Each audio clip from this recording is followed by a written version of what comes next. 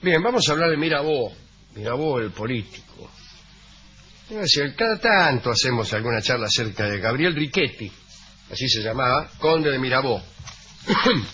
Y contamos algunas peripecias amorosas y cómo su relación con una holandesita, la señora de Nejera, lo llevó a consagrarse diputado del Tercer Estado en tiempos de la Revolución Francesa. Y uno de los detalles de aquellas charlas es el detalle central de la vida de Mirabeau. Mirabeau sufría de priapismo. Es una patología que lo sostenía en perpetua disposición galante. No sé si me interpreta lo que le quiero significar. Y que sí, es verdad. Enfermedad que el tribuno nunca dejó de aprovechar. Sí. También, solo para saber de quién estamos hablando, digamos que nació en 1749, que a pesar de su origen aristocrático se unió al Tercer Estado, que se constituyó como Asamblea Nacional, y cuando el rey expresó su descontento en los tiempos ya de la Revolución Francesa, Mirabeau fue aplaudido por decir que solo abandonaría la Asamblea por la fuerza de las bayonetas. Pero esta radicalidad le duró poco. Mirabeau era partidario de una monarquía constitucional e intentó reconciliar la corte reaccionaria de Luis XVI con la fuerza de la revolución y consiguió, esto al principio de la revolución, después no, garantizar parcialmente a la corona el derecho de declarar la guerra y firmar la paz. También procuró mantener el derecho real de veto y diseñó junto con Lafayette la milicia de ciudadanos que fue la famosa Guardia Nacional. Pero bueno, los asuntos amorosos que contaremos ahora sucedieron antes de la Revolución, en tiempos en que Mirabeau escribía, amaba, viajaba y pasaba algunas temporadas preso por deudas, porque su padre, que era millonario, no le daba un guita, no le daba.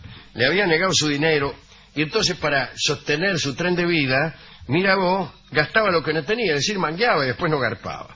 Los acreedores lo sitiaban en los hoteles donde se hospedaba y un día lo amenazaron con un juicio, lo querían liquidar. Y para evitar tanto escándalo, el propio Mirabeau solicitó una orden de prisión contra su propia persona, se hizo encanar. Una medida extrema que lo colocaba bajo el poder del rey y suspendía toda persecución. Lo mandaron al castillo de Hux, cerca de la localidad de Pontarlier. El gobernador de la ciudadela se llamaba Saint-Maury, el señor de Saint-Maury. Autorizó de la cárcel, ¿no? El tipo. Como Mirabeau venía de una familia, conde, ¿no? Lo autorizó para dar unos paseos por los alrededores. Y se dedicó a recorrer el barrio en busca de minas, le gustaba la mina. Unos días más tarde se había hecho amante de una tal Juanita Millot. Eso le molestó bastante al director, al señor de Saint-Maury, que le pidió a su detenido que tuviera distracciones menos venéreas. La noche del 25 de junio de 1775, el señor de Saint-Maury organizó una cena en honor de la consagración de Luis XVI como rey. Y lo invitó a Mirabeau. A la derecha de Mirabeau se sentó la señora Sofía de Monnier, que era la esposa del presidente honorario de la Cámara de Cuentas de aquella región. Dice el cronista: a partir del primer plato, Mirabeau empezó a desear fervientemente a su vecina. A los entremeses estaba enamorado de ella. Con el pescado, la joven se mostró turbada. A los postres se adoraban. Con el champán y sin haber hablado una sola palabra de amor, eran amantes de intención. Sofía de Monnier esperó el momento en que Mirabeau la amara. Y ese momento no tardó mucho.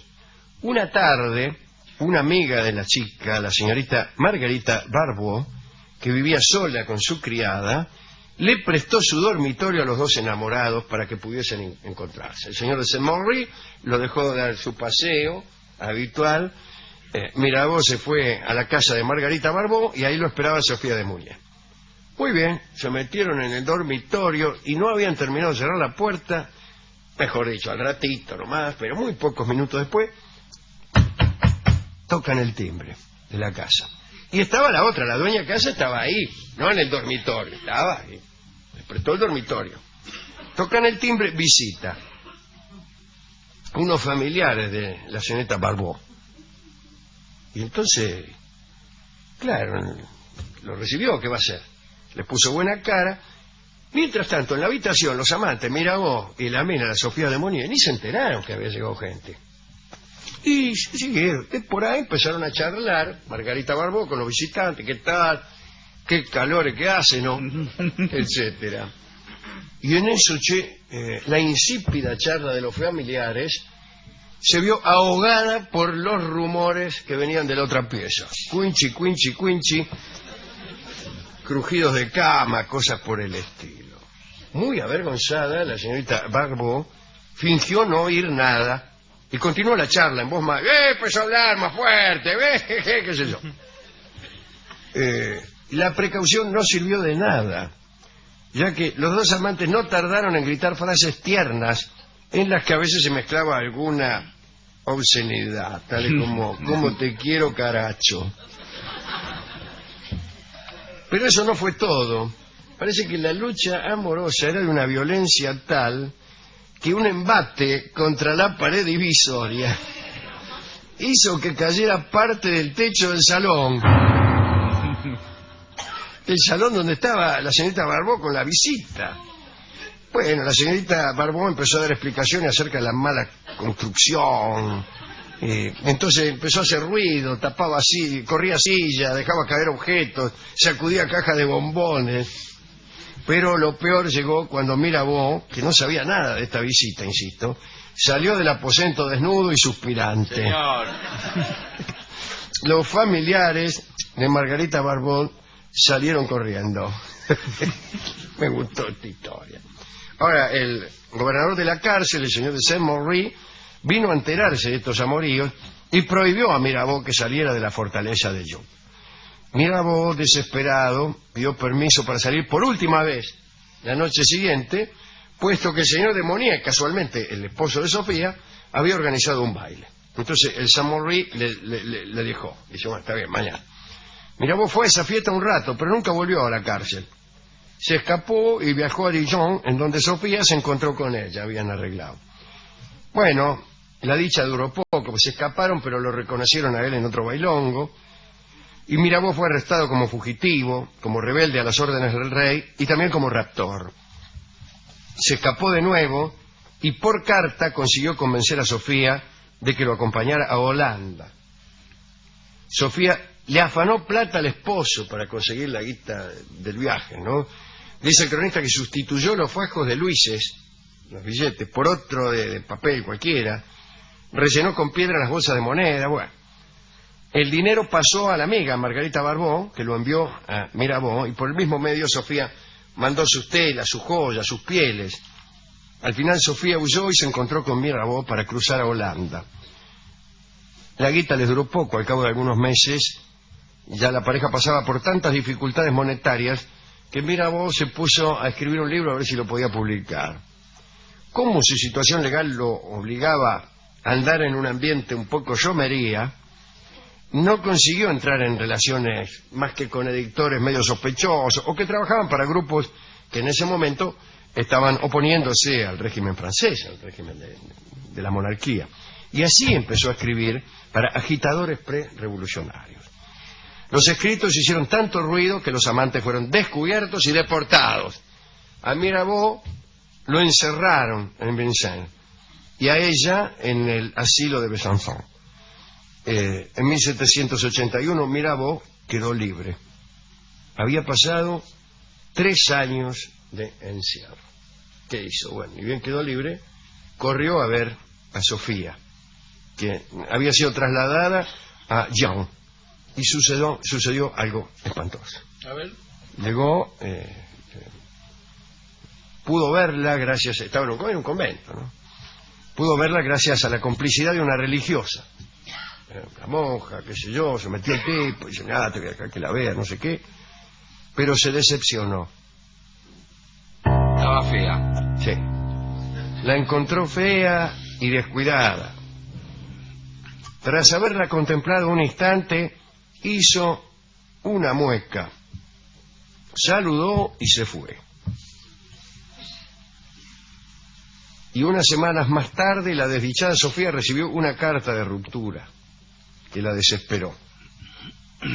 Mirabó, una vez abandonada Sofía, se enamoró de esta holandesita de la que hablamos al principio, Enriqueta Amelia de Nesra, que era rica y que lo ayudó a encumbrarse.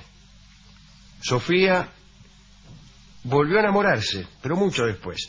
En 1789 estaba a punto de casarse con un capitán de caballería, pero este hombre murió Qué mala suerte. poco antes de la boda. Abrumada, entonces Sofía se suicidó. Tenía 27 años. Mirabó se enteró de la tragedia cuando estaba por subir a la tribuna para decir un discurso y no dio muestras de la menor emoción. Punto. Tu historia, ¿no? Sí. Ese era Mirabó. Vamos a hablar. Estos son episodios de la prehistoria de Mirabó. Podemos hablar de Mirabó el político. Hemos ido a la discoteca y cuando escuchó eso se puso a llorar. Y es muy triste la historia. Es una historia desgarradora, no hay un final feliz, termina todo mal. Un llanto que tuvieron que venir a consolarlo. Bueno, qué bueno que se conmovió. Gerentes de la radio. ¿En serio? Por primera vez se conmovió. Empezó a llorar, vino el gerente de ventas, vino el gerente comercial, que es el mismo. Sí. Y después vino... ¿Y cómo lo consolaron? No, le dijeron, es mal, lo consolaron muy mal, porque no saben consolar, no es para tanto, le decían peor, se ponía peor. Ahora va a entrar un auspiciante. Sí, sí.